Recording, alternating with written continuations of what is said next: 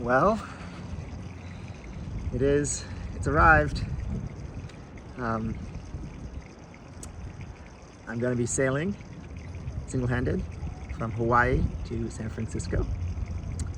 I've been running my departure. I'm filling the water tanks right now. You can see the final water going in.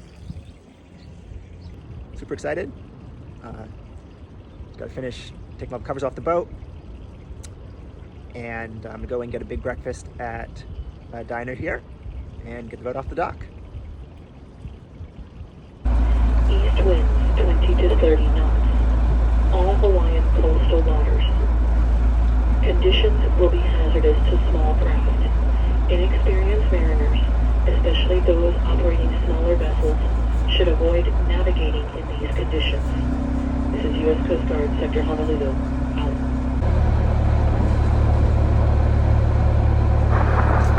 We are exiting the channel in Oahu. Here are surfers.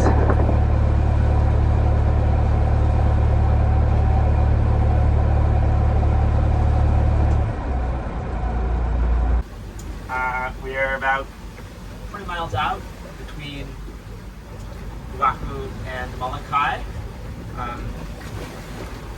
Got the old Daniel wind vane steering. Sails are set. Got 2 reefs in the main. Figure I might as well be cautious for my first day and night solo. Right now the goal is get north through the islands. Hopefully get where I can get some sleep.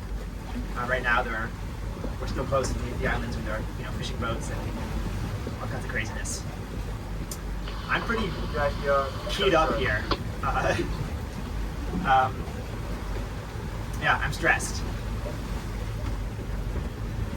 Everything's going well. I think it's dawning on me the magnitude of the time that lies ahead of me alone. So we'll see how that goes. Hope I can get some sleep tonight. I'm already tired. Day 1. Oh, the sailing's going really well. I'll show you guys what it looks like out here. Zooming along, upwind, not super fast sailing, but beautiful. There's Oahu. We're sailing around the point.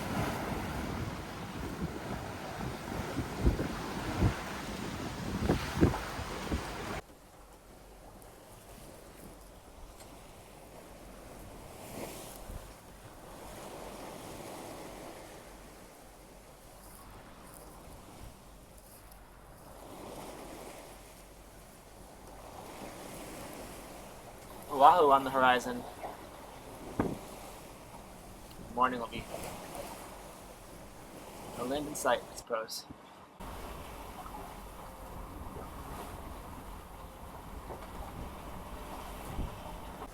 So,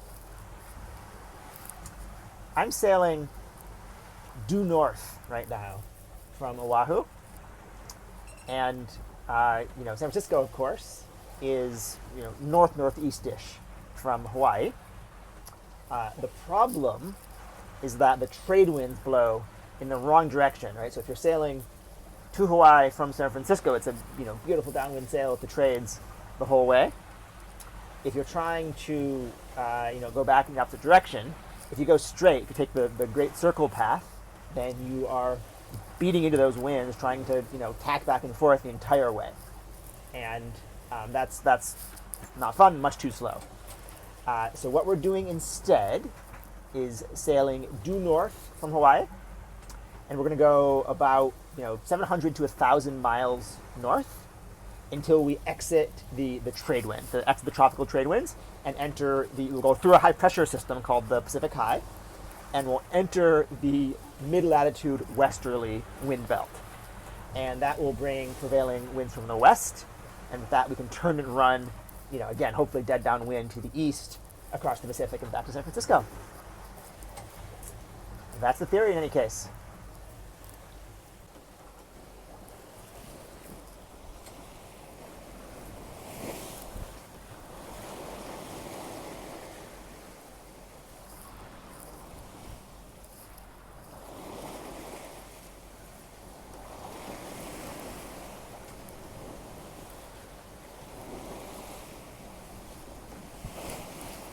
Ooh, it is night one.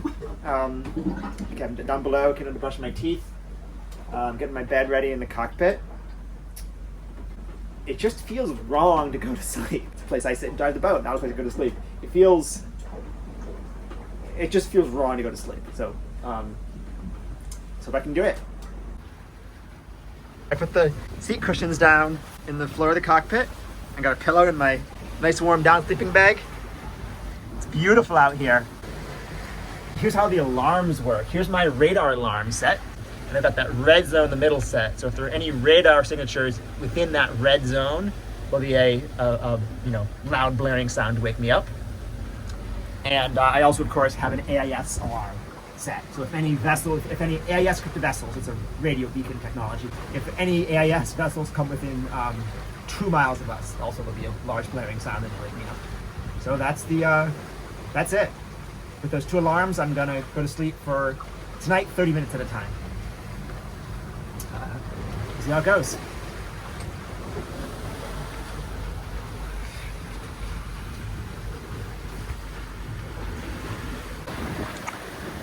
It's morning, day 2. The sun just came up.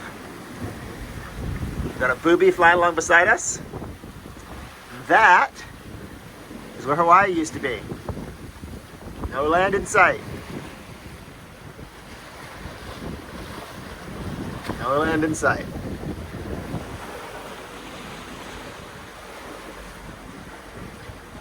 Slept okay.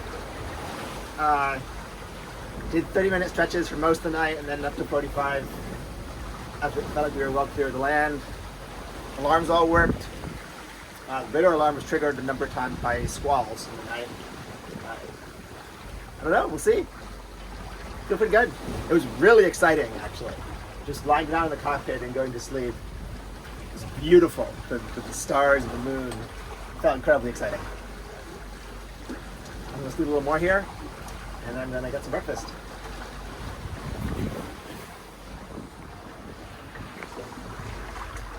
I'm going to simulate responding to one of my wake up timers in the night. Here I am sleeping. Timer. Okay, I'm sleeping.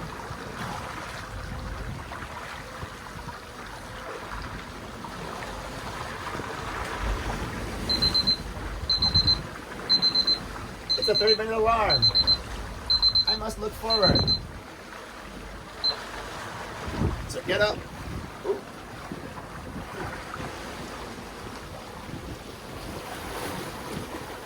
First I scan the horizon. The squall is not there behind us. Some ships. It's dark out usually with lights.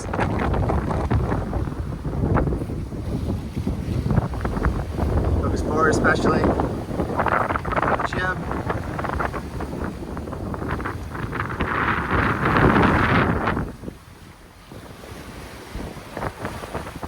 Oh, it's a rainbow back there. That would happen in the night. Okay, a couple squalls. No ships in sight. So I'll go to the electronics. Here's our radar screen. You can see the squalls on the screen. Check AIS. Not a single vessel.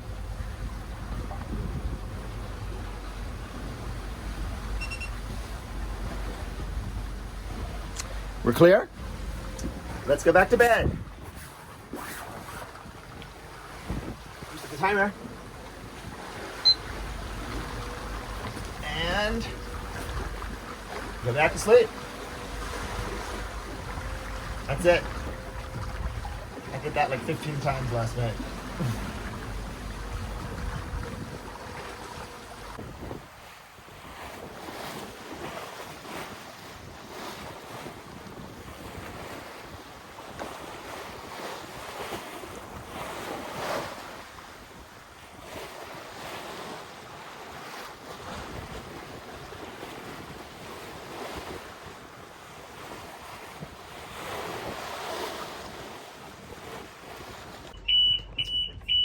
Another squall alarm going off. Radar alarm, but I'm gonna call it the squall. There are 6 squall for the day. Well, there's the squall on the radar screen. There's through the window. And it's moving toward us. You can tell if you're gonna hit something if it has a constant bearing and decreasing range. If the angle to it stays the same and it's moving towards you. And this squall is doing that. So, and now it's about, what, 3.5 miles out. I think we're gonna be hit by this squall. Okay, squall's approaching. Let's go this way. Squall's approaching. Let's go this way. The squall is approaching. Wind is up to 14 knots. I'm gonna roll into Genoa to get out to this squall. No point in being a hero. Let's see if I can get this camera set up.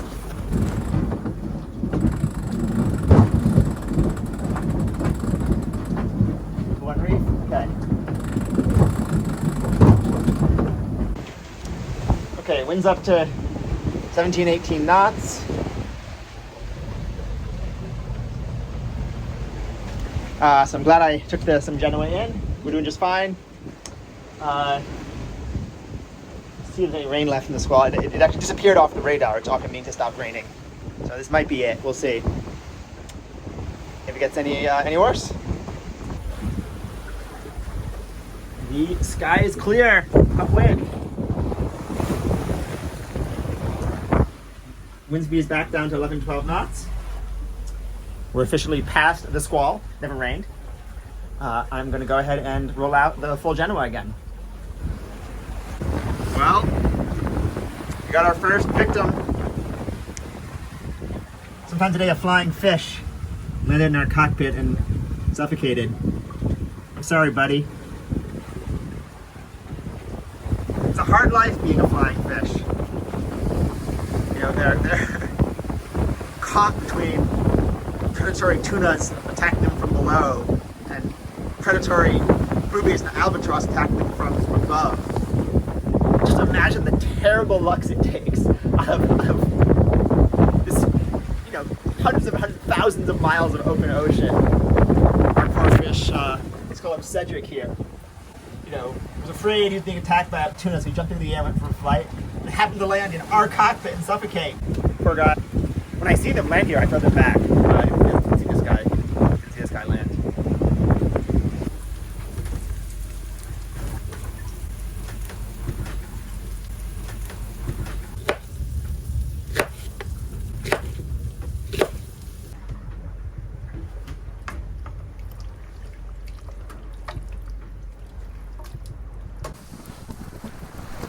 Standing in the high side of the boat and the top is looking forward.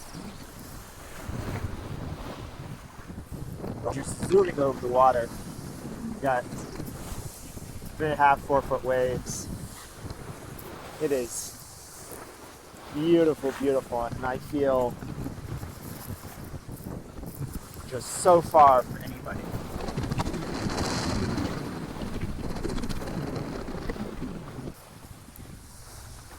It is just me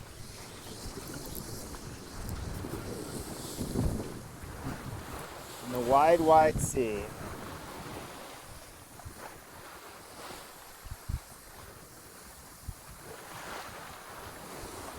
For the love of God, I've got to not fall off this boat.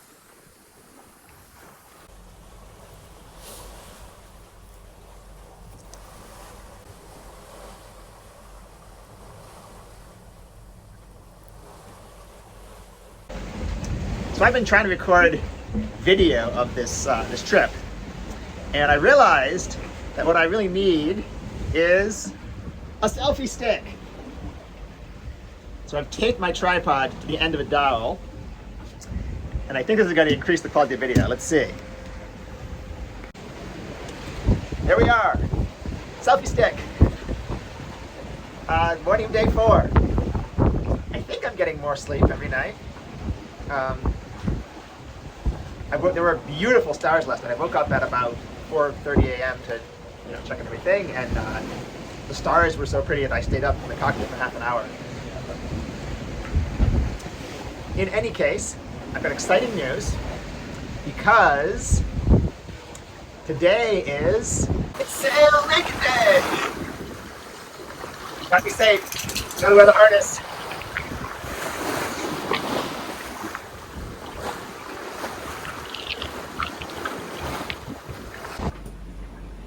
Securite, securite, securite. All stations, all stations, all stations. This is sailing vessel Little Mai. We are observing Sail Naked Day. Little Mai standing by naked on channel 16. Gotta prepare naked breakfast. Eat this on deck.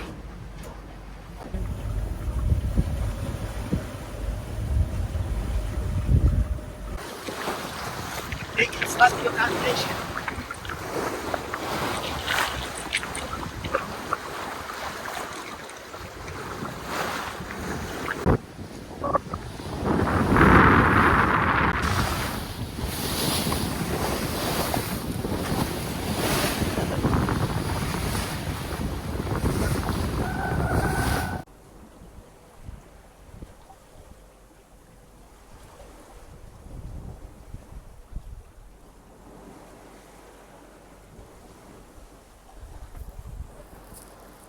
Visible? I don't know.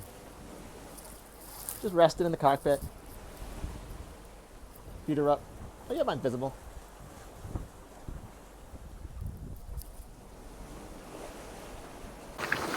Well, it's 2 a.m. I was up doing my 1-hour checks for vessels, and there was a clicking sound coming from the steering system. The steering system is it's what steers the boat 24 hours a day, and if it breaks, they're kind of fucked because I don't know autopilot right now. One of these sheaves here on the wind vane lines was jamming, and that seemed to be causing a little bit of chafe on the that's wave. Chafe on the steering line. So I got some lanolin spray here. I got that. Should be spraying lanolin onto the sheaves here. Know that these guys keep skating freely. And don't put any chafe on the steering lines that could rupture our steering system.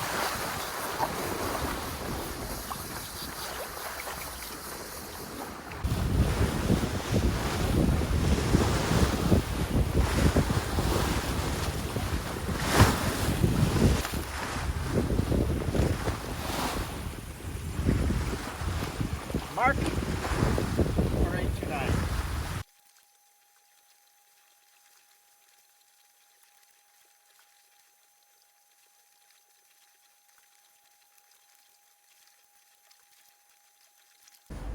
Just a bit of meta filming.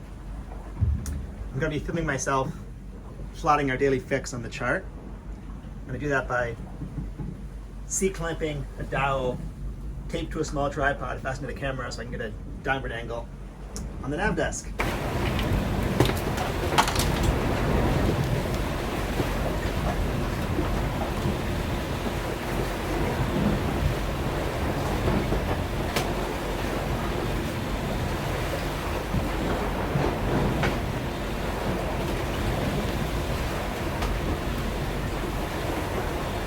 You might notice that I'm wearing a harness, but not a life preserver. My thinking is, were I to fall off this boat, life preserver or no, I'm lost. So the crucial thing is keeping myself at all times when I'm, anywhere other than in the cockpit, tethered onto the boat. Now, falling off the tether is itself a very dangerous situation. So, the boat is, the sides of the boat are 4.5 feet high. Getting back into the boat out of the water is not easy, especially when the boat's, going at 5, 6, 7 knots, all the water force on you. So in that scenario, I've got this tether hooked onto, to a hard point, a jackline, whatever it is. I've fallen off. My thinking is, if I've got an inflatable life jacket on and that inflates in that scenario, suddenly I've got, this big bladder of air around me, pulling me, more force in the water.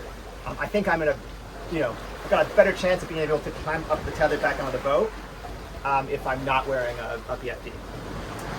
And so I've decided to go with just the harness while I am offshore, single-handed.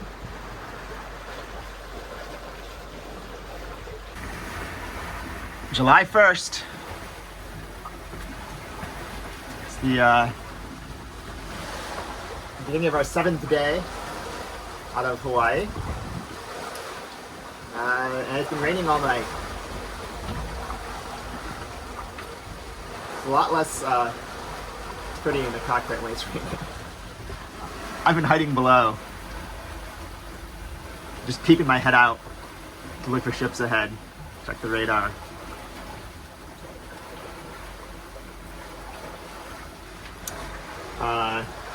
However, this is kind of a good sign.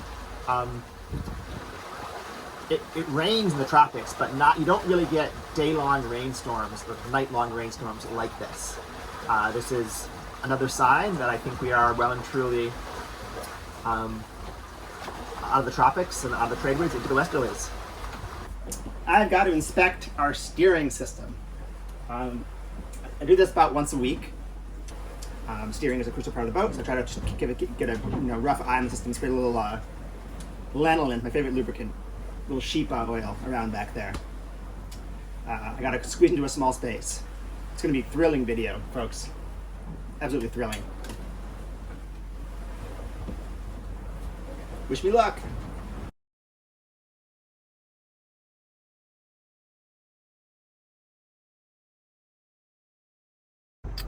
There you're seeing the quadrant.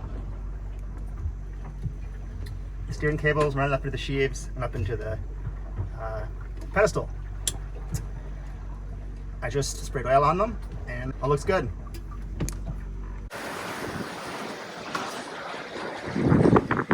Guess what direction we're sailing? We're sailing east. Almost. That's actually 0.61 degrees true once we account for magnetic variation.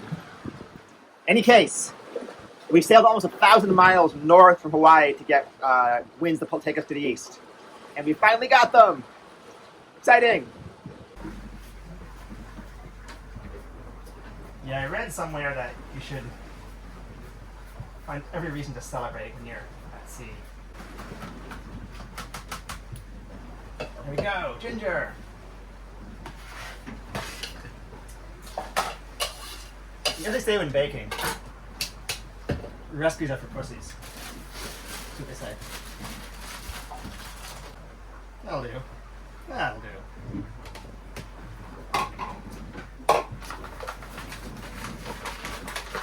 So let's see, cup and a half of flour.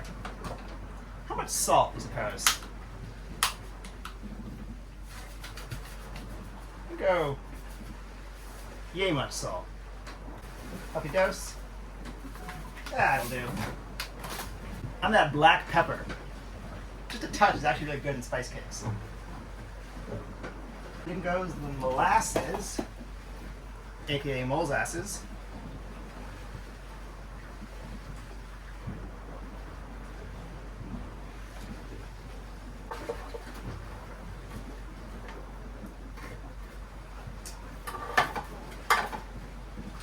Okay.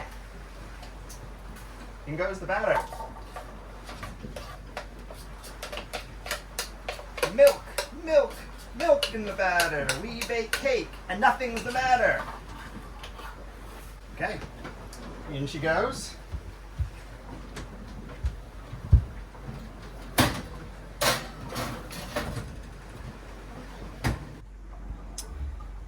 Molasses chocolate spice cake. Just took it out of the oven. We'll eat it with whipped cream after dinner. Looks pretty good.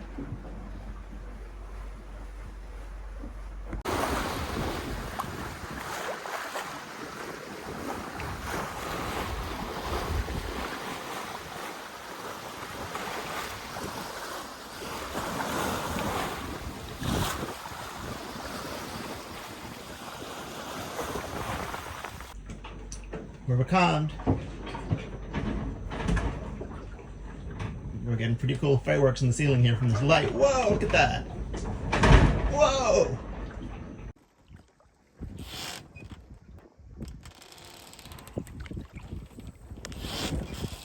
the wind died, and that means swim time. Woohoo! Whoa! This is cold water. Let's see. I can keep up. Woohoo! Oh, this is scary.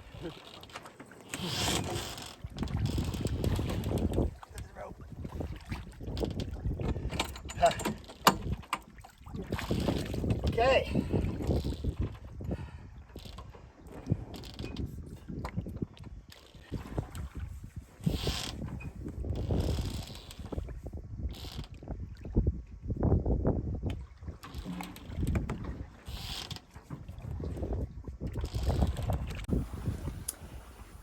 We've got a ship on the horizon. First one in 8 days. It's about 5 miles off. It's actually pretty visible to the naked eye, but it's a lot hard to see it on film. There you go. Ooh, there she is. Big old container ship. I'm not alone.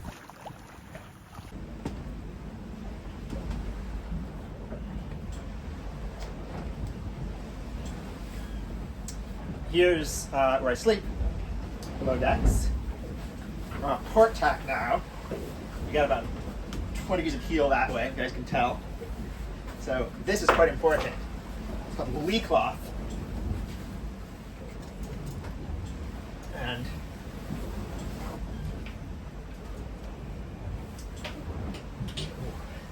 now I'm safe in bed.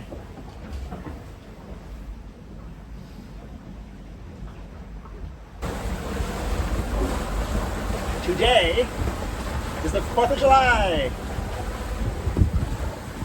It's kind of a gray, dreary day, but down with King George. America is about 1,000 miles that way ahead of us, and that's where my fiance Norjon is, and it's where there's a full night of sleep waiting for me. So I'm unambiguously for America right now.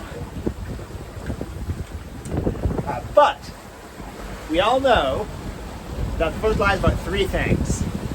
It's about the flag, we got one right there. It's about fireworks, and it's about guns. What I got here is a firework gun. Let's do this. And by the way, I have made the appropriate radio call to notify vessels in our vicinity that we are conducting a flare exercise.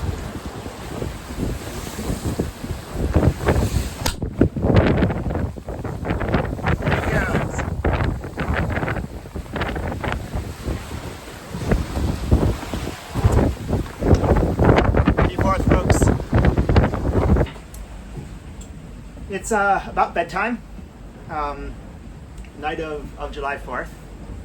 We got 17 currently, gusting into 20 knots of wind, 5-6 foot waves, making for quite aggressive conditions. You gotta really hold on.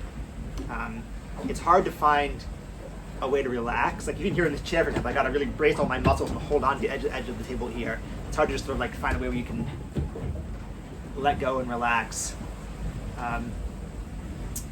Yeah, there's a reason you try not to sail upwind in strong winds. But we're doing it now. Morning. But it's sunny. Got blue sky, blue water. It's been overcast and very windy for the last day and a half. It's amazing how much happier I feel out here when the water's blue.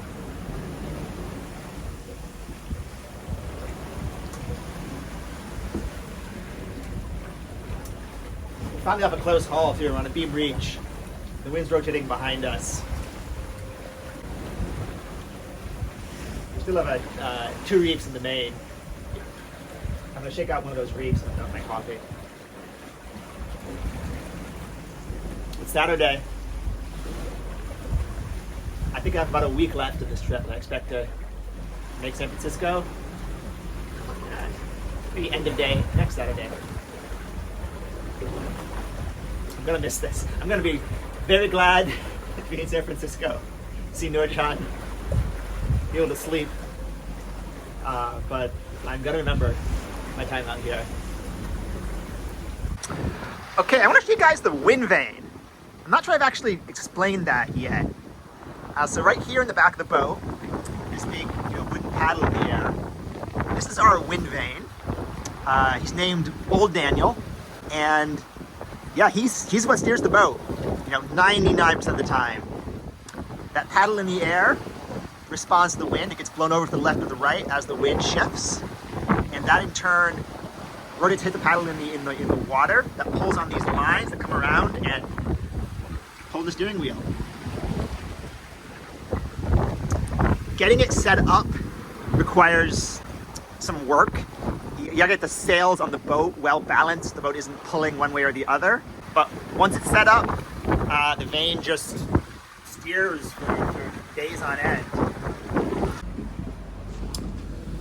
Okay, it is 4:30 a.m. We have a cargo vessel bearing down on us from the stern. They're going to be passing, if they hold their current course, they're going to pass behind us by a few miles. But they're going a lot faster than us. So I'm going to call them on the radio and make sure that they are aware we're ahead of them. So they don't turn. Here we go. Rigel leader, this is sound vessel Little Mine. Over.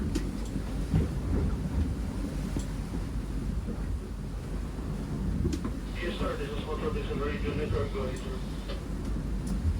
sir. Hey, I'm seeing you passing about 3 miles behind us. That's fine with me. I just wanted to make sure that you saw us as you approached. Little Mine over. Sir, can you repeat your message, sir? Sorry, can you repeat?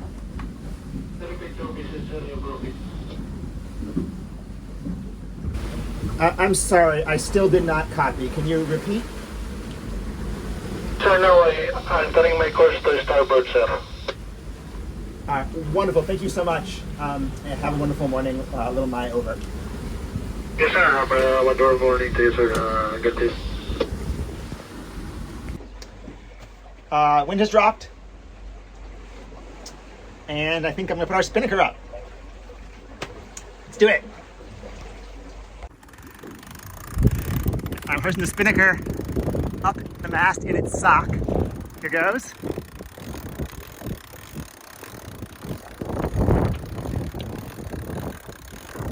Got the Spinnaker up.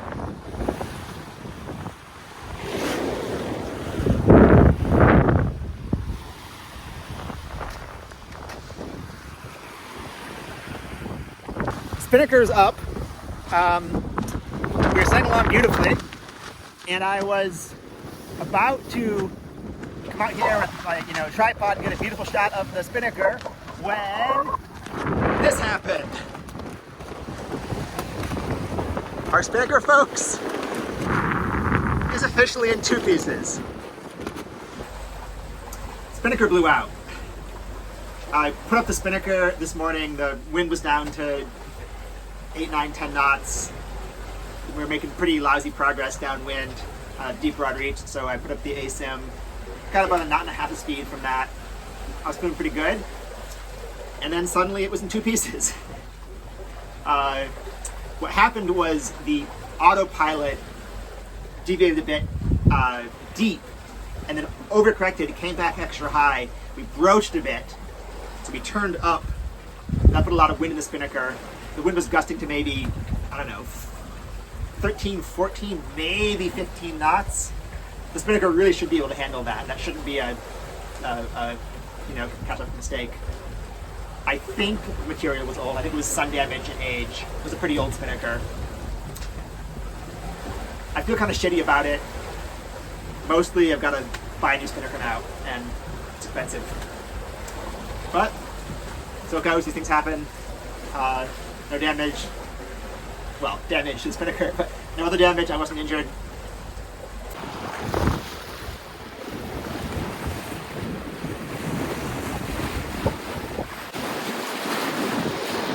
Zoom into it, California.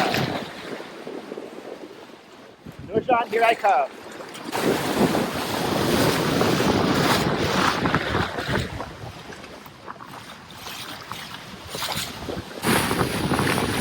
Scuppers the sailor dog.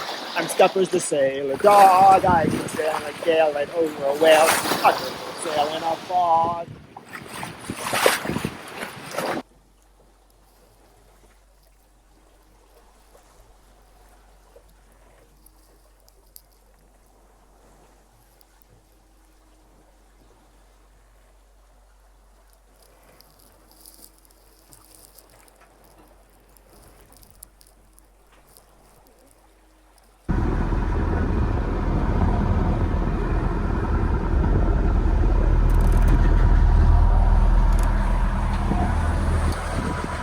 Under motor, wind died in the night, as forecast, and the boat was just banging around. It's funny, it's like when there's no wind, the sails just bash back and forth, and it sounds terrible. Blocks knocking the deck. The other couldn't sleep, so I started the engine just to get some sleep. Anyway, we should have south winds cutting up now. Hours. Back in the sail. Well, we got a pretty scary problem. We've been motoring all night. I just went to turn off the engine, and I discovered that there's a non-trivial amount of water in our aft bilge. Totally flooded with water. Good news. There is our dripless shaft seal, and I don't see any water leaking from that. I'm now leaning toward it coming from the cooling system of the engine. I've got the rubber through-hull shut off, so there should be no more water coming aboard. I'm going to inspect that in a second. And I'm a little scared, guys. You don't want to see this in your boat. The high water alarm is going off. I think that it's just the water running from the aft bilge into where the alarm is. I think I have fixed the problem, but I'm...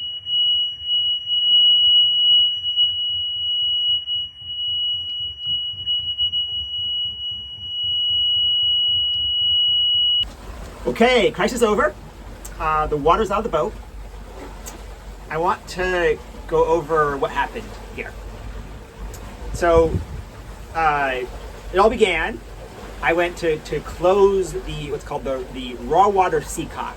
This is it's a valve where seawater gets sucked in to cycle through the cooling system of the engine. And you actually do a hole in the floor. So I stuck my hand down through that hole in the floor to close off the valve, and I felt a lot of water, 6 inches of water sloshing around the bottom of the boat.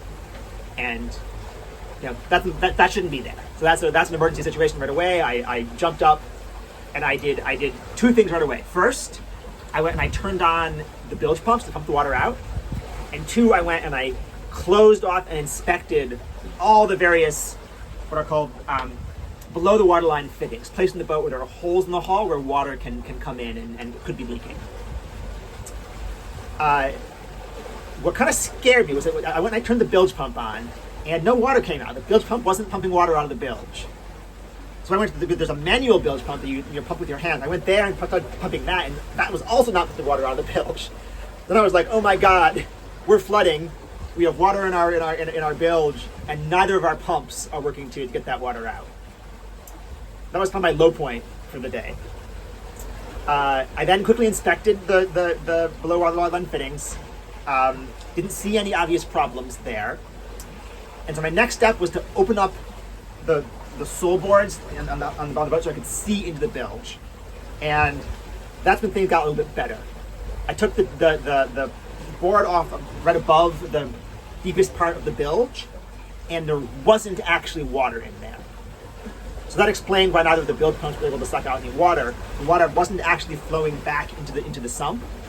It ends at the back of the boat is there are holes, little channels in the bulkheads that should let water flow back into the sump, but those channels were blocked with little bits of paper, and so water had accumulated in the back of the boat but wasn't flowing back into the bilge.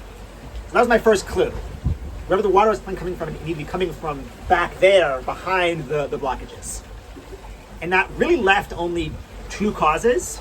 Either what's called the shaft gland, where the shaft of the propeller goes through the hull, or the cooling system for the engine.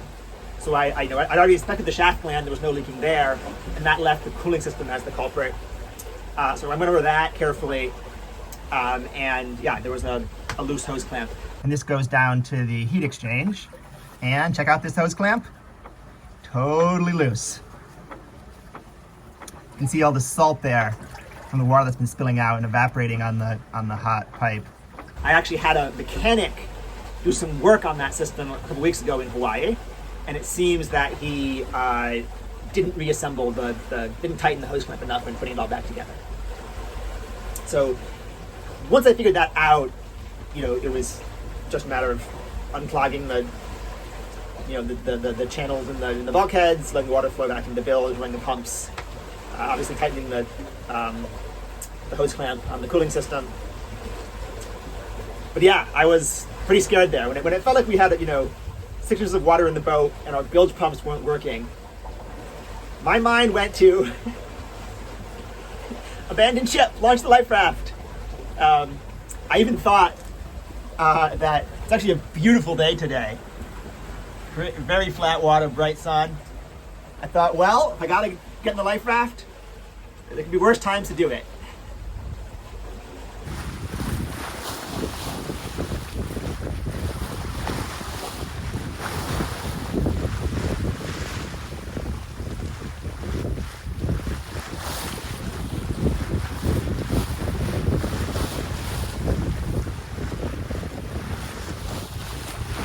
Mark.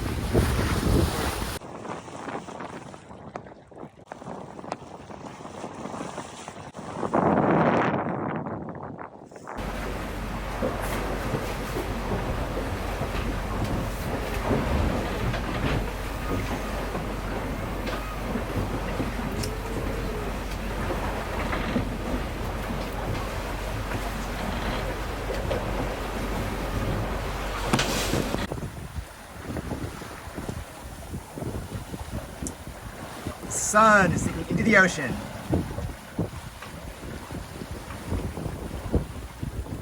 I love you, Nordron.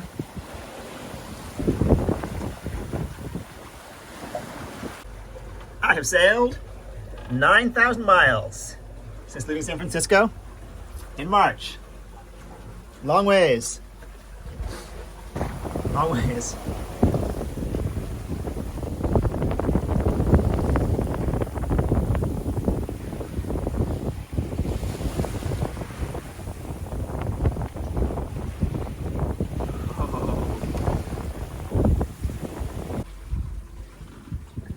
Can't see, but out there is just a sky full of stars.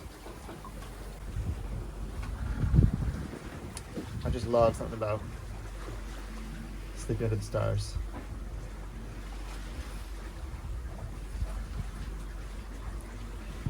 As a kid, we used to, in the summer sometimes, put sleeping bags in the backyard here in the country. Feels kind of like that right now. Just woke up. It's about 7 a.m. From a sleep session, and I think we're currently pulling the wrong direction and basically stationary. That's one of the difficulties of sleeping, is you can't always control where the boat goes. I guess it's a good thing we're stationary if we're putting the wrong direction. Let's see. Get these compass controls on. Yeah, we're facing north. There's the sun. And we're moving at 1 knot. Oh, our Jen was backed. That's interesting. It's not pulling us around. Oh, look at the wind vanes fighting it. Pretty cool. So we're basically hove to. Huh. So we're basically in a heave to. We appear to have tacked. The Genoa is backed, but the wind vane still wants to be in the previous course, so it's steering back hard to windward, and that's stuck in a pseudo heave to. That's pretty funny.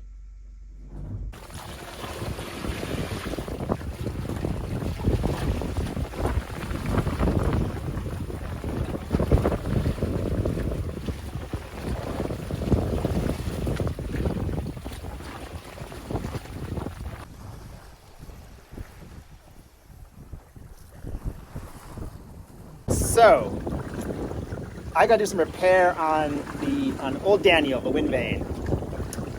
This isn't a new issue. This has been happening for most of the trip.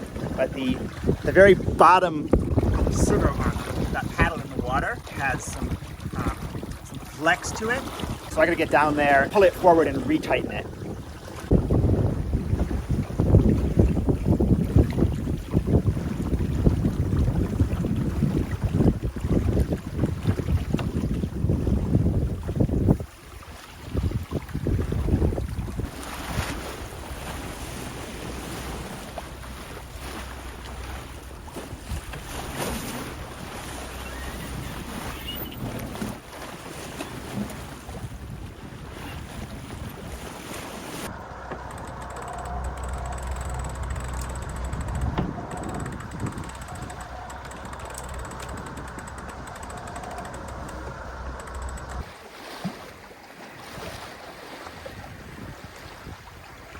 Anyway, about 5.2 knots.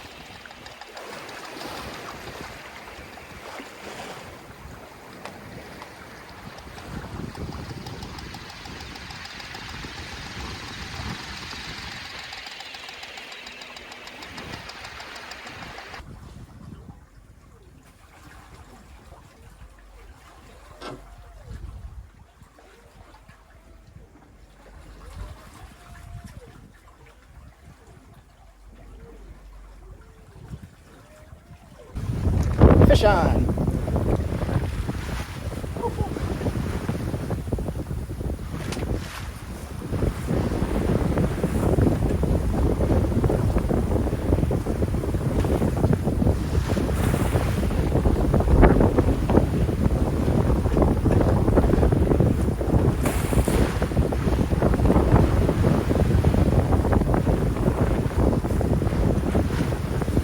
I just caught a big eye tuna. It's about,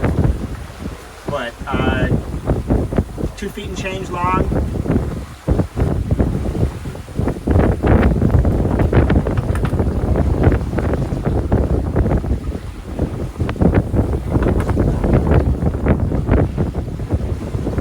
I'm going to do a ceviche.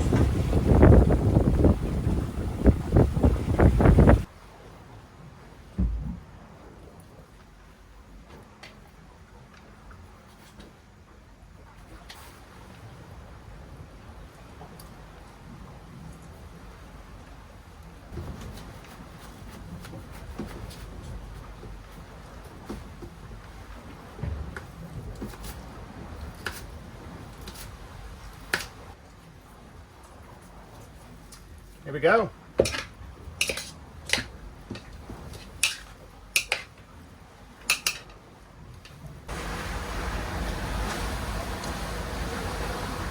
Well, the rough weather's beginning. Only 16 knots of wind right now, but agitated sea state, and it's building. I gotta go put a reef in.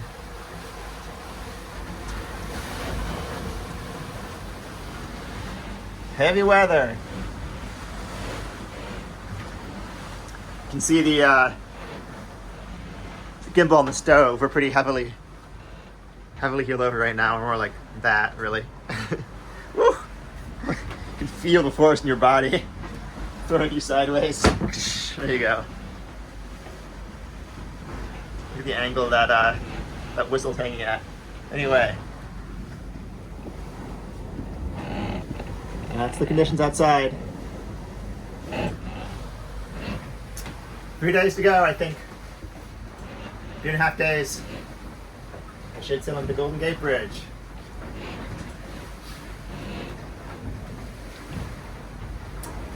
Two days of rough conditions. I'm going to suit up, put on full follies, and go get a reef in this boat. I'm not going to film it. It's too challenging out there. Well, we're in the storm. It's blowing 22 knots, 7 to 8 foot waves. I just put a second reef in the main. Genoa's furled way into a sliver. Taking some waves over the boat. You can see I'm wet. And tethered in the cockpit is my tether. I'm going to show you guys a bit of a peek forward. Here goes.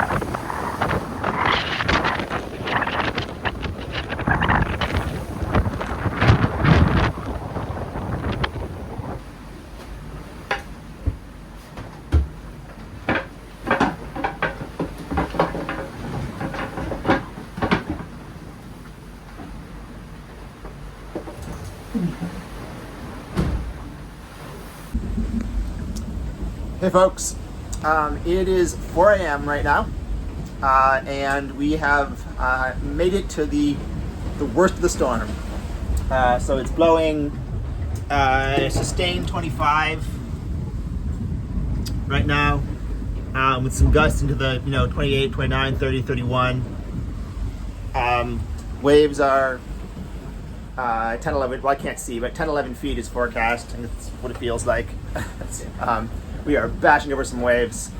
We're still on a slightly upwind, close reach course. The goal is to take us as far north as possible so that we could turn south as a pressure release valve when the conditions got rough. Conditions are officially rough, so I'm going to go ahead and pull the pressure release valve, take us to a broad reach, and that should, fingers crossed, just about like San Francisco. We will see.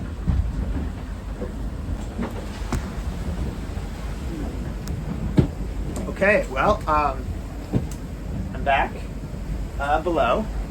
That went textbook. Went up there, eased the sheets, set the preventer. Easing the sheets is to reduce the amount of weather helm pulling the boat to windward. Eased the sheets, set the preventer, and just gave the vane about 4 clicks to leeward. And we're now at a nice shallow broad reach. Making about 100 magnetic, which is a little south of San Francisco, but we can abort and go back to a broad reach once we're through the heart of the storm, and also the winds are expected to veer, further, because we should pull our course up. So I think we're good. And you can just tell how much more, I don't know if you can tell in the video, but it's a lot more civilized down here already. Things are a lot less crazy. We're not bashing forward into waves. Also going faster, by the way. Much better. Okay, I'm gonna go back to sleep. This is the morning. Storm morning. I'm gonna take the camera up. I'm gonna take a look at the conditions up there.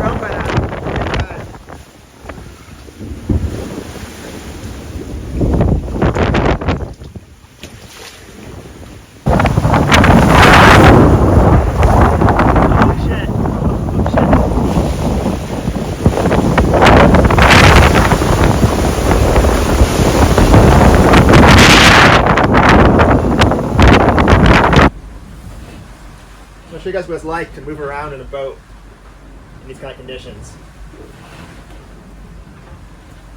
It can get worse too, but anyway, you gotta just basically stay braced and hold on.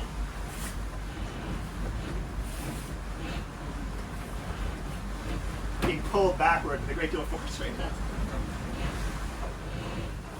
This is the floor towel. This is crucial.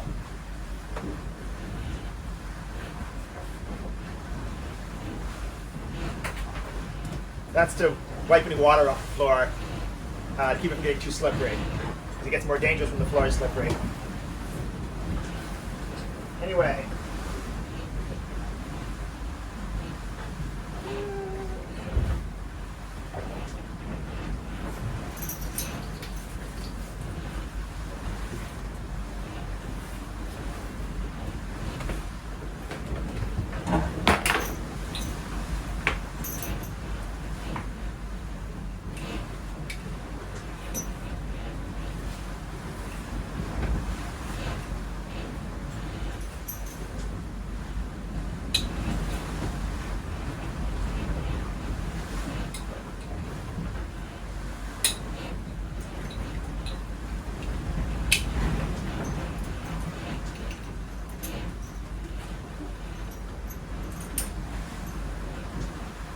Here we are.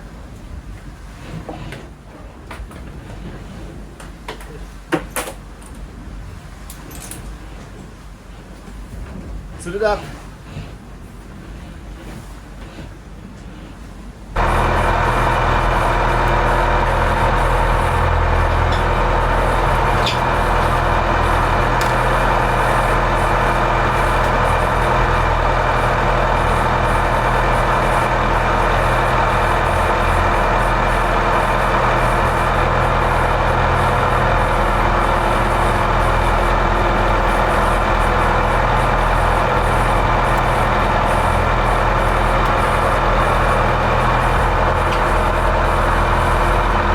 Land ho!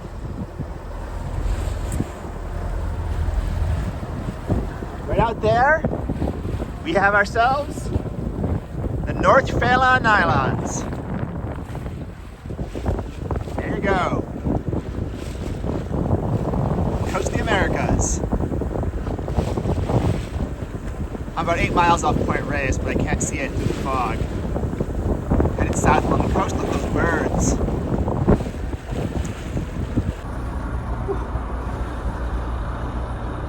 I feel great. I just took a bath in extremely cold seawater to be clean for my homecoming. My dream has been fulfilled. We are now wing on wing, sailing toward the Golden Gate.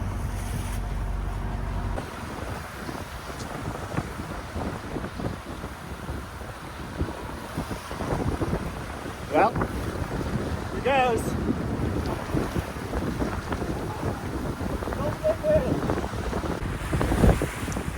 Home we are.